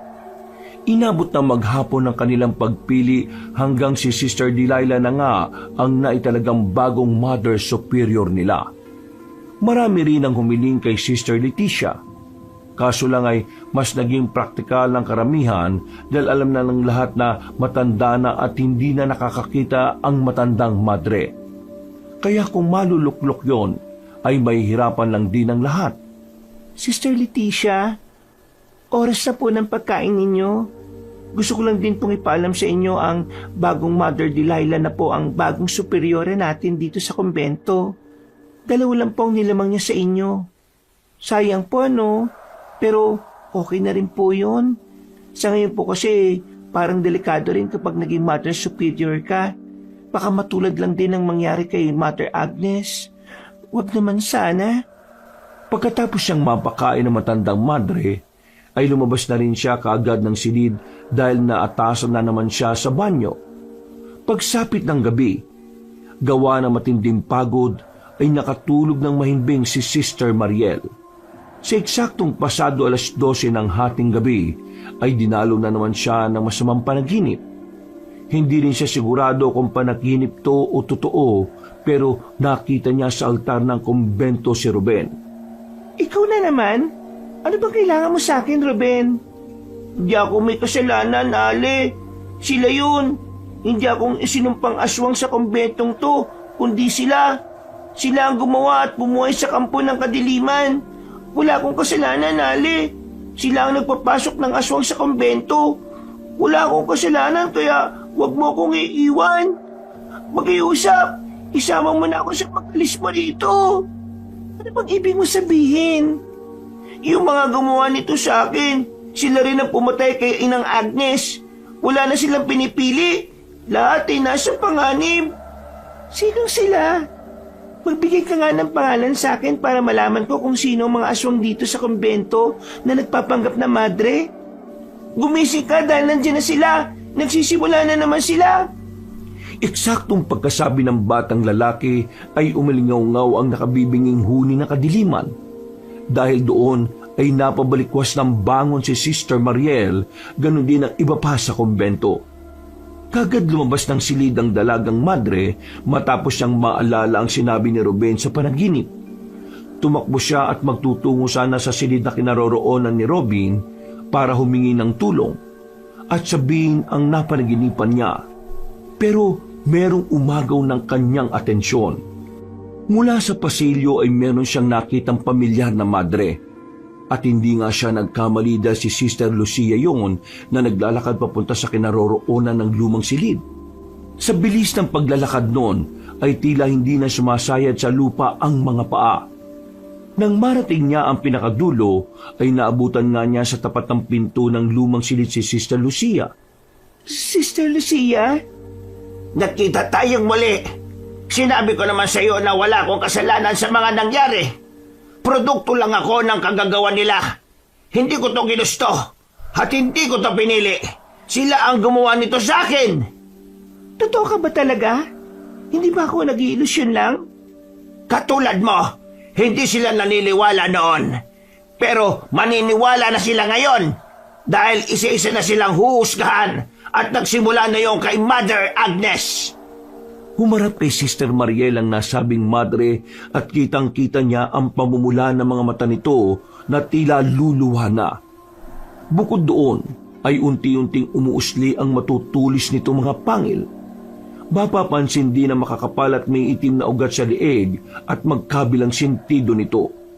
Diyos ko po, isa kang aswang, kampon ka ng kadiliman, demonyo ka! Hindi ako aswang o demonyo o kampon ng kadiliman, kundi isa ako ngayong nilalang na nagpaparusa sa mga taong mapagkunwari at makasalanan sa kanilang pananampalataya. Pagkatapos sabihin niyo ni Sister Lucia ay unti-unti na nga nagbago ang kanyang anyo. Tuluyan ang nilukob ang buo niyang pagkatao ng maitim at nangingintab na balat. Kasunod noon ay biglang lumabas sa likuran nito ang isang malaking pakpak na matulis ang dulo na parang patalim. Nagkampay yun ng ilang beses dahilan para mapaupo si Sister Mariel habang tinatakpan ang mukha ng kanyang mga kamay. At sinundan pa yun ng nakakakilabot na huni ng isang halimaw. Mabilis na ang mga sumunod na nangyari na hindi na halos nakita ni Sister Mariel. Napapikit na lang siya matapos marinig na mabasag ang salamin ng silid na kinaroroonan niya. Pagdilat ng kanyang mga mata ay wala na roon ang aswang na madre.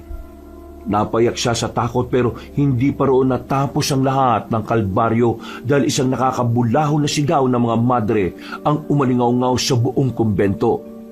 Pagtayo niya ay eksakto rin ang pagdating ni Robin na dali-dali siyang inalalayan. Sister Mariel, bakit nasira yung salamin dito? May aswang! Ha? Anong sinasabi mo? Nakakita ako ng aswang! Naudlot na ulit ang kanilang pag-uusap dahil nakarinig na naman sila ng malakas na sigaw ng madre. Wala na rin silang inaksayang oras. Pinuntahan nila ang pinanggalingan ng ingay habang nakaakay ang dalagang madre sa binata. Pagdating nila sa pasilyo papuntang pagamutan ng kumbento, ay nakita na nila ang ilang madre na naroon. Kadarating lang din ni Father Gistoni. At gulat na gulat silang lahat sa kanilang nakita dahil nakandusay na ang dalawang madre na sina Nurse Joy at Sister Angela. Kahindik-hindik ang sinapit ng dalawa na dahilan ng pagsuka ng iba matapos yung makita. Dahil sa pangyayaring yon, ay mas lalong nawalan ng tiwala ang mga madre sa isa't isa sa loob ng kumbento. Nagpayo naman ang bagong Mother Superior na si Delilah na huwag matakot at patuloy na manalangin sa Diyos dahil dumaranas sila ngayon ng pagsubok. Nagpasya rin ng mga pinuno sa kumbento na huwag na munang iparating sa may kinauukulan ng tungkol dito. Sumang-ayon naman ang lahat pero sina Sister Mariel at Robin ay tila tumututol dito. At dahil sa paniniwalang kagagawan nga to ng sinumpang aswang na nasa kumbento, sa halip na ilibing ay sinunog na lang ang bangkay ni na Sister Nurse Joy at Sister Angela. Ito raw kasi ay upang mapigilan ang pagbabakasakaling muling pagkabuhay ng mga bangkay at maging isang isinumpang aswang din. Hapon ng Biyernes, palis na sina Father Gistoni at Robin sa kumbento ay sinadya ni Sister Mariel ang binata para sana kausapin. Nalaman kasi ng dalagang madre ang pagtatakip ng pari sa insidente. Pero nang naabutan niya ang dalawa na tila nag-uusap na patungkol doon kaya nagtago na lang muna siya at nakinig ng palihim. Father Gistoni, huwag niyo po sanang mamasamay ng itatanong kong ito. Hindi po kasi talaga ako makapaniwala na aalis tayo dito ngayon. Kayong alam naman natin na may hindi tamang nangyayari sa kumbento. Sige anak Robin, ano bang sasabihin mo, ha? Nababahala po kasi ako sa pwedeng mangyari kapag iniwan natin sila eh. Walang ibang tutulong sa mga madre. Tutulungan sila ng Diyos. Robin, ang tagal mo nang nasa simbahan. Bakit tila malit pa rin ang pananampalataya mo sa Kanya? Hindi naman po sa ganun. Ang akin lang po, hindi po ba mas ligtas o mas praktikal kung isasanggunin na po natin sa mga kinauukulan ng tungkol dito? Naniniwala po ako na ang Diyos ay Diyos ng kaayusan. Kung magkakaroon ng tamang proseso sa pag-iimbestiga, matutukoy po natin kung sino ang gumawa ng pagpatay o kung sino po ang... Kung sino ang ano, Robin? Kung sino ang ano? Kung sino po ang aswang. Robin, anak, sa tingin mo ba hindi ko alam ang tungkol dyan? Sabi mo nga, ang Diyos ay ang Diyos ng kaayusan. Kaya meron siyang inilaan na tamang mga tao para gumampan sa sinasabi mo. Hindi uubra ang mga ordinaryong pulis, kung di rin naman ordinaryong kanilang kakaharapin. Posibleng mas dumami lang ang mapapahamak kung magkataon. Kung ganun, ano pong naiisip niyong paraan? Maghintay ka lang anak at magtiwala dahil hindi natutulog ang Diyos. Huwag mo nang bagabagay ng sarili mo at sa halip na mag-alala ka ng mag-alala, lalo na kay Sister Mariel. Bakit hindi mo siya ipanalangin sa Panginoon gayon din ang ibang nasa kumbento? Tila nahiya ang gwapong binata nang marinig yun sa pari kaya umiwas siya ng tingin dito. Napangiti lang ang matandang lalaki habang pinagmamasdan siya. Matagal ko nang napapansin ang pagtatangi mo sa babaeng yun, ha? Pero sana maintindihan mo na ang sinumpang niyang tungkulin sa Diyos panghabang buhay na panata at hindi basta-basta mapuputol. Paasahin mo lang ang iyong sarili, Robin. Father Gistoni naman, bakit po parang napunta na sa akin ang usapan? Hindi ko po alam ang sinasabi niyo. Kahit itanggi ng iyong bibig, hindi naman may tatanggi ng mga kilos mo lalo na ng laman ng iyong puso. Nag-aalala lang ako sa iyo, Robin, at ayaw kong umasa at masaktan ka sa huli. Pupunta na po ako sa garahe at titingnan yung sasakyan natin. Sumunod na lang po kayo kung handa na kayo, Father. Napangiti na lang ang matandang Ginoo, habang si Sister Mariel naman mula sa pinagtataguan ay hindi na rin mapakali. Umalis na lang din kagad siya sa lugar na yon bago pa makita ni Robin. Maya-maya pa, nang nasa labas na siya ng gusali, ay doon siya napabuntong hininga na malalim. Tila kasi nakaramdam din siya ng kakaiba matapos malamang meron palang pagkagusto sa kanya ang binata. Hindi niya alam kung maiilang ba siya o matutuwa matapos yung malaman. Diyos ko, Mariel, umayos ka. Ang puso mo ay nakalaan na sa Diyos katulad ng sinabi ni Father Gistoni. Panghabang buhay na panata to. Ano yung binubulong-bulong mo dyan? Ay, anak ka ng mahabaging langit. Nakakagulat ka naman, Robin. Parang mas lalo kang gumanda nung nagulat ka. Umayos ka nga. May iba tayo. Aalis na pala kayo bukas, no? Kailan kayo babalik ulit? Uy, bakit mo naman tinatanong? Namimiss mo na kaagad ako, no? Umayos ka talaga sa mga sinasabi mo, Robin, ha? Ay, nako, bahala ka na nga sa buhay mo. Ayoko pang umalis dahil nag-aalala ko sa'yo. Ang ibig kong sabihin sa inyo dito. Ang dami na kasing nangyari. Pero katulad nga ng sinabi ni Father, kailangan natin magtiwala sa Panginoon. Kaya magdasal ka palagi ha, at mag-iingat ka rito. Kayo rin. Lalo ka na. Natigil na sila sa pag-uusap dahil dumating na rin nga si Father Gistoni at Mother Delilah.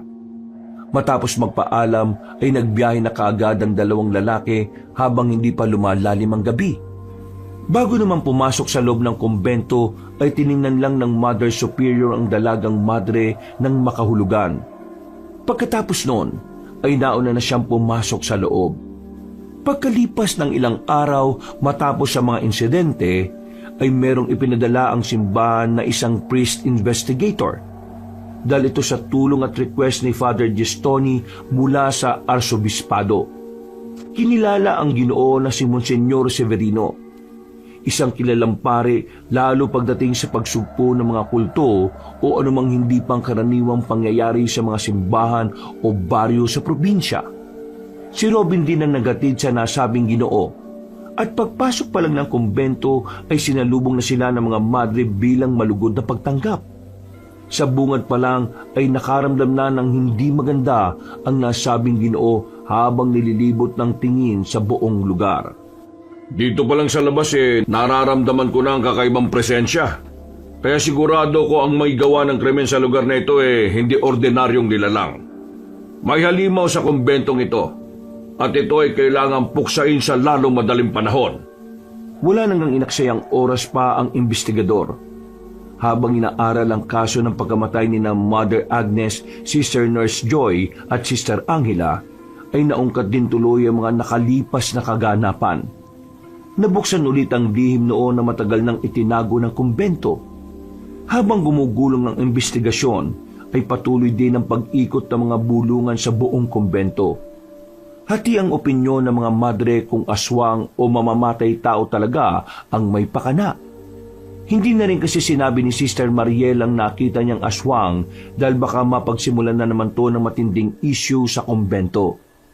Mainit pa rin naman sa kanya ang bagong Mother Superior kaya mas pinili niya sa pinagkakatiwalaang tao na lang ito sabihin. Nanatili naman si Robin dahil hiniling niya rin muna kay Father Gistoni na samahan si Monsignor pero ang totoo ay nag-aalala lang naman talaga kay Sister Mariel. Isang gabi, pagkatapos ng aktibidad sa kumbento ay muling nanaginip ng kakatuwa ang dalagang madre. Dinalaw na naman siya ng batang si Ruben. Ali, kailangan niyo nang umalis sa lugar na ito. Tuluyan nang nagbalik ang isinumpang aswang at babawiin niya ang lugar na to na sinasabing inangkin sa kanya. Kapag sumalakay siya, mauubos ang lahat sa kumbento at siguradong walang matitira. Anong ibig mo sabihin, Ruben? Sa muling kabilugan ng buwan, babaan ng dugo sa lugar na ito. Kailangan pigilin ang punot dulo ng kasamaang to para matapos na ang lahat. Kung hindi nyo gagawin yon, mamamatay lahat. Inuulit ko sa iyo na mauubos ang lahat sa kumbento at siguradong walang matitira. Sabihin mo kung paano sila mapipigilan. Sabihin mo kung sino ang dapat pigilan. Ang mga taong gumawa nito sa akin, ang mga sumunog sa akin at ang nagbigay ng sumpa kay Sister Lucia, lahat sila ay dapat pagbayarin. Sino nga sila? Bakit hindi mo mabanggit-banggit ang mga pangalan? Humingi ako ng tawad dahil sa oras na banggitin ko ang mga pangalan nila, magsisimula na ang kalbaryo sa kumbento. Pero malalaman mong sagot sa silid na puno ng apoy sa lugar na ipinagbabawal.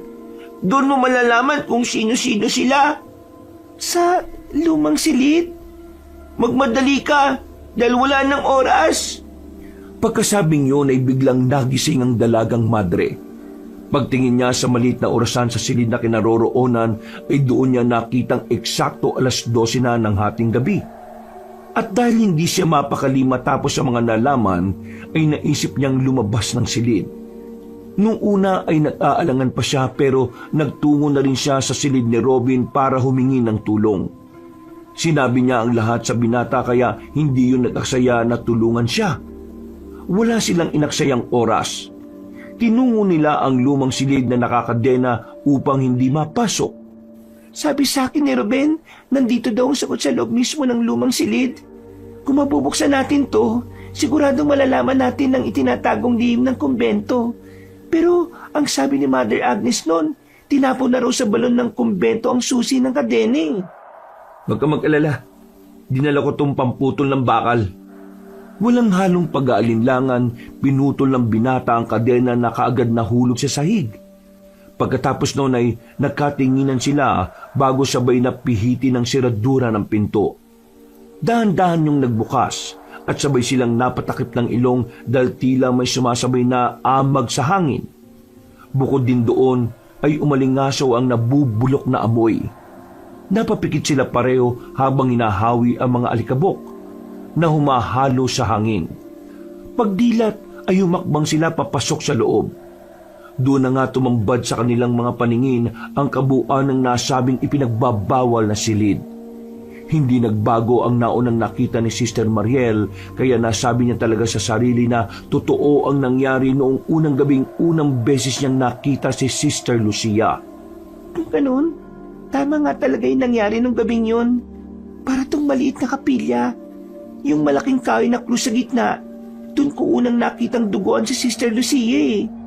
Pero nasan dito yung sinasabi ni Ruben sa iyo na puno ng apoy? Wala naman ako nakikitang apoy dito kundi mga libro sa kaliwa at kanan. Hindi ko rin alam eh. Alam ko na, naalala ko na. Sa ilalim ng simba na tinutuluyan ko, may parang kugon doon. Posibleng meron din dito sa ilalim at kailangan lang nating hanapin. Wala na nga silang inaksayang oras hanggang sa makita nila ang sikretong daan na nasa likod mismo ng pader kung saan nakalagay ang malaking kahoy na krus. Nagulat sila dahil merong hagdan doon pa ibaba at matagal silang tumayo roon at nag-isip kung ano nga ba ang dapat gawin. Sa palagay mo, dapat na ba tayong humingi ng tulong kay Monsignor? Paano kung may aswang yan sa ilalim? Ang tanong kung pinagkakatiwalaan mo ba siya? Hindi na nakaimik ang dalagang madre kaya nauna nang bumaba si Robin dahil alam na ng binata ang ibig sabihin ng katahimikang yon. Nang nasa ilalim na, ay natuklasan nga nila ang isang sinaunang kwarto na hindi bahagi ng blueprints ng kumbento. Doon nila nakita ang altar ng kultong pinaniniwala ang pinanggalingan ng kasamaan. Ang sinasabi ni Father Gistoni na dahilan kung bakit nakapasok sa kumbento ang sumpa ng aswang.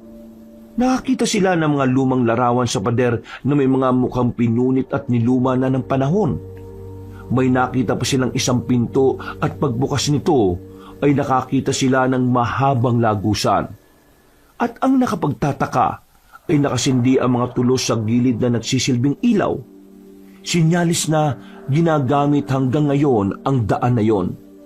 Nagpatuloy sila hanggang sa marating ang isa pang silid na parang rehas. Doon na nga nakita ng dalawa ang ilang bungo at damit na mga madre. Nagkatinginan sila matapos maunawaan kung kanino ang mga bangkay na yon. Ito yung nakita ko nang inawakan ako ni Sister Angela. Diyos ko po, sila yung mga madring mga namatay at nasunog. Paglingon nila sa kabila, ay doon nga nila nakita ang tila kugon. Lalapit sana sila roon pero may narinig silang mga boses mula sa hindi kalayuan. Maingat silang nagtago sa isa pang lumang silid at pagpasok doon ay mas lalo lang nagimbal si Sister Mariel. Nakita niya kasi sa silid na yon ang isang bata at may lumang larawan doon ng batang lalaki na pamilyar sa kanya ang muka. Kwarto to ni Ruben. Dito siya ikinulong noon. Ito siya marahil. Parang binuhusan ng malamig na tubig ang ulo ni Sister Mariel nang makita ang buto ng bata sa lumang kama sa pinakadulo ng silid. Nakakadena pa yun na talatang doon na nga namatay matapos makaranas ng matinding paghihirap. Biglang naalala ng dalagang madre ang palaging sinasabi sa kanya ni Ruben sa tuwing magpapakita ito sa kanyang panaginip. Parang awa mo na, Ali. Huwag mo akong iiwan. Isama mo na ako at gusto ko nang umalis sa lugar na to. Wala akong kasalanan. Hindi ako nagbigay ng sumpa. Sila ang sumunod sa akin at sila ang nagbigay ng sumpa kay Sister Lucia. Sila ang pumatay sa mga madre. Napaluha na lang ng tahimik si Sister Mariel kaya inalo siya ni Robin. Humihiling sa akin si Ruben na isama siya kapag umalis tayo sa lugar na ito.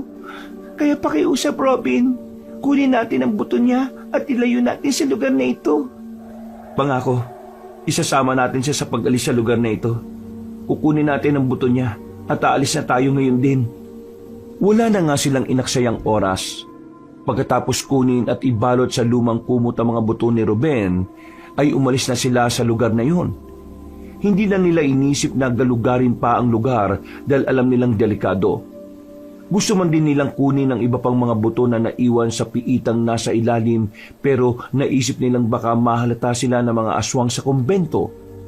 Pag-akyat nila sa hagdanan, palabas na sana sila ng lumang silid nang makita nilang nakatayo sa harap ng pintuan si Mother Delilah.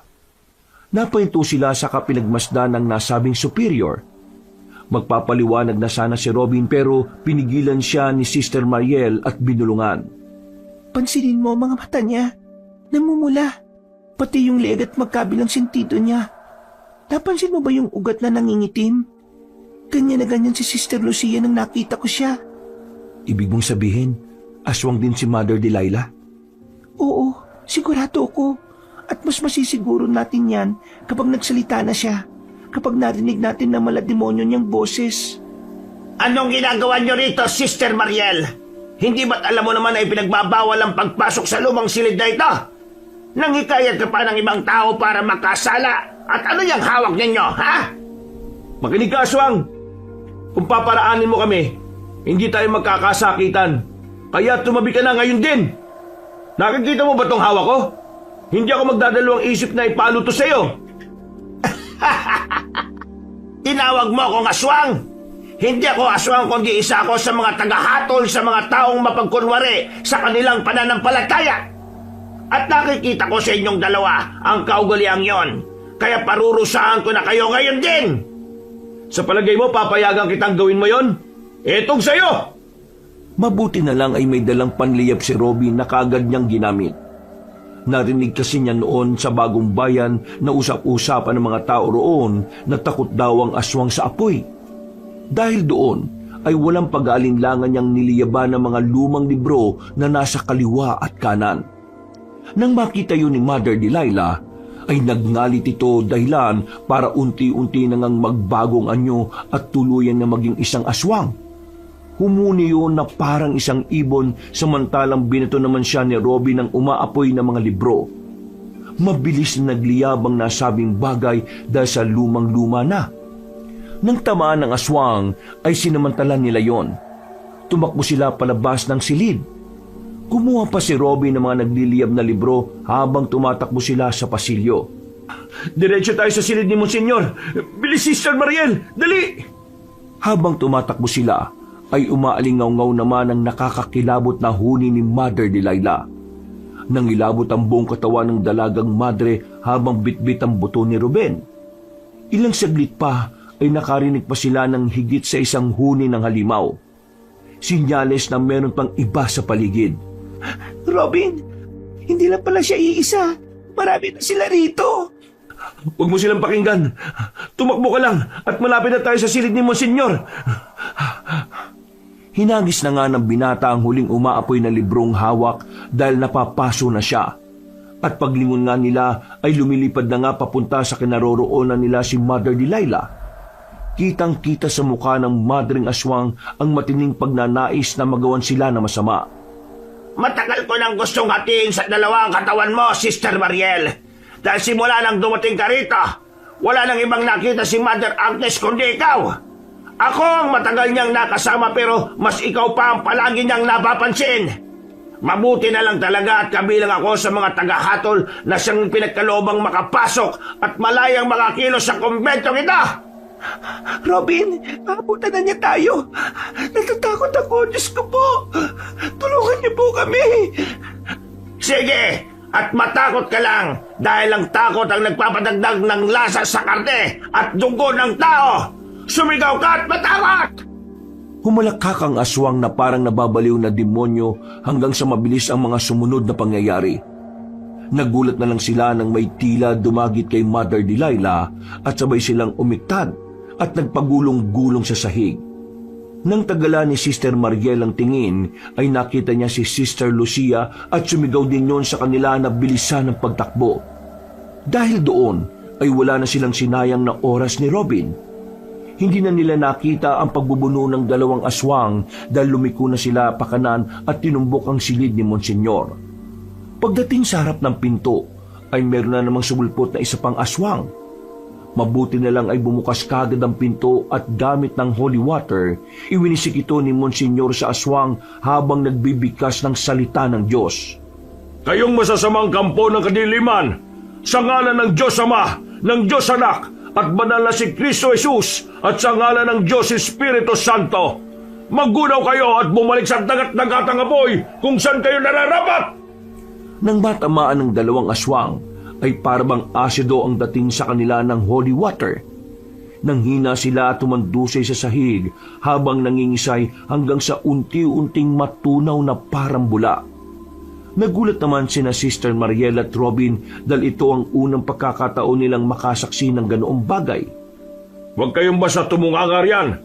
Narinig niyo ba ang sigawan ng mga madre? Kailangan nilang ng tulong natin. Kaya kumuha kayo ng mga holy water at puksay ng lahat ng kampo ng kadiliman. Sige po, Monsignor. Masusunod po, Monsignor. Huwag kayong matakot. Dahil kahit kailan ay hindi pa intulutan ng Diyos na mamayani ang kasamaan, lalo na sa kanyang kumbento.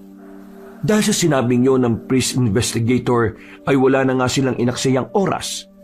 Nagkaroon ng lakas ng loob si Sister Mariel na harapin ang mga isinumpang aswang sa kumbento hanggang sa maubos nga nila ang mga ito. Sa huli ay nakita niya mismo si Mother Delilah at Sister Lucia na patuloy pa rin naglalaban kaya winisikan niya ang superyora ng maraming beses ng holy water. Nagumiyaw yon sa sakit hanggang sa siya naman ang salakayin pero bago pa makarating sa kanyang harapan ay nalusaw na yon na parang bula. Nagawa mo! Dahil din niyo sa tulong niyo, Sister Lucia. Totoong hindi ka nga patay. Naging isa ka lang. Naging isa akong isinumpang aswang. Kaya habang may oras pa, sister, gawin mo na rin sa akin ang ginawa mo kay Sister Delilah. Pero hindi ko magagawa yun. Kailangan mong gawin. Ayaw kong maging ganito. Ayaw kong talikuran ng pagiging madre. Kaya nanatili ako sa ilalim ng kumbento na nagtatago dahil ayaw kong makagawa ng masama sa mga inosenteng tao. Ginawa nila kong isinumpang aswang para sa masama nilang layunin. Kaya dapat mo akong pigilan. Ito ang tungkulin mo bilang alagad ng Diyos. Ito ang sinumpaan mong tungkulin at walang hanggang panata mo. Gawin mo na para matahimik na rin ang aking kaluluwa at malinis akong muli. Huwag kang mag-alala dahil hindi ako masasaktan. Mas mararamdaman ko lang ang paglilinis sa akin ng ating Panginoon. Napabuntong hininga na lang si Mariel habang napapaluha at pagkatapos pikit mata na niyang isinaboy kay Sister Lucia ang holy water. Pagdilat ng mga mata niya ay wala na yon sa kanyang harapan dahil natunaw na rin ito na parang bula. Napaiyak na lang siya ng gusto at nasaksihan naman ni na Robin at Monsignor Severino ang tagpong yon. Hindi mo kailangan malungkot sa nangyari. Ikaw ang naging daan para muli siyang makapasok sa pintuan ng langit. Tinulungan mo siyang maligtas ang kanyang kaluluwa sa pagkalunod sa kasamaan. Ngayon ay siguradong nasa kanlungan na siya ng ating Panginoon. Totoo po bang merong Panginoon? Kung totoo siya, bakit niya ito hinayaan na mangyari sa kanyang kumbento? Kahit kailan ay hindi natin maintindihan ang mga gawin ng may kapal. Pero isa lang ang sigurado ako. Kung minsan hinahayaan niyang mangyari ang isang bagay para sa huli, ay ang makita kung gaano siya katagumpay sa buhay ng mga taong nananatiling nananampalataya sa kanya. Huwag kang panghinaan ng loob dahil isa ka sa mga instrumento ng Diyos. Napaiyak na lang si Sister Mariel at napaluhod habang humihingi ng tawad sa Diyos dahil sa kanyang mga nasabi. Hinalo naman siya ni Robin. Pagkatapos ng nangyaring yon, ay tunay ngang nakalaya sa isinumpang aswang ang kumbento. Natupok na ng apoy ang kuta nila sa ilalim nito at kailanman ay hindi na mabubuhay pa. Subalit ang nangyari sa lugar na yon ay nanatiling sikreto at tanging sila lang ang nakakaalam. Mahigpit ay pinagbawal ni Father Gestoni at ng sumunod na Mother Superior ang paglalahad sa labas ng patungkol dito. Nailayo na rin nila si Ruben sa lugar na yon at nabigyan ng maganda at formal na libing. Ang muling panaginip ng dalagang madre patungkol dito ay nakakaiyak dahil nagpasalamat ng gusto sa kanya ang batang lalaki. Sa wakas ay natahimik na rin ang kaluluwa nito. Hindi nagtagal ay nagdesisyon si Sister Mariel na tumalikod sa pagmamadre dahil totoong nagkagusto na talaga siya kay Robin. Naging mahaba ang proseso dahil dumaan pa ang dalaga sa personal na pagninilay-nilay. Formal na pakikipag-usap sa superior, pagsusumite ng sulat ng dispensasyon, panahon ng paghihintay, pag-aproba ng Vatican at legal at praktikal na pag-aayos ng mga dapat niyang ayusin. Mahaba man ang hinintay ay natapos din ang lahat. Nagkatuluyan si Mariel at Robin at ikinasal sila ni Father Gestoni. Pagkalipas ng 2 taon ay biniyayaan sila ng isang anak na lalaki na may takot sa Diyos at pinangalanan nila yung Ruben. Wakas,